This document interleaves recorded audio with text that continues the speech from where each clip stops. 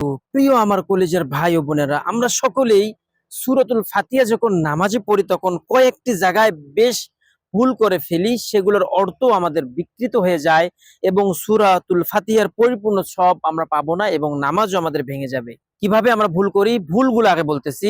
আলহামদুলিল্লাহ রাব্বিল আলামিন, মানে মিন এখানে তিন আলিফ টান রয়েছে, আমরা ওখানে এক আলিফ টানি, অনেকেই আমরা টানি না। এখানে আমরা তিন আলিফ টানবো, মধ্যে আরজি বলা হয়েছে আলহামদুলিল্লাহি রাব্বিল আলামিন আর রহমানির রহিম মালিকি ইয়াউমিদ্দিন ইয়াকা না'বুদু ওয়া ইয়াকা নাস্তাঈন ইহদিনাস সিরাতাল মুস্তাকিম সিরাতাল্লাযীনা আন'আমতা আলাইহিম।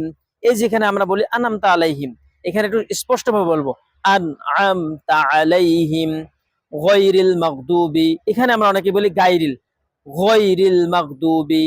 আমরা অনেকেই ভুল করি গায়রিল মাগদুবি, গায়রিল মাগদুবি হবে না, গায়রিল মাগদুবি আলাইহিম ওয়ালাদ-দাল্লিন। দল চারের প্রাণ আছে, এখানেও আমরা চারে টানবো, না হলে আমাদের শুদ্ধ হবে না। গায়রিল মাগদুবি আলাইহিম ওয়ালাদ-দাল্লিন। আমিন।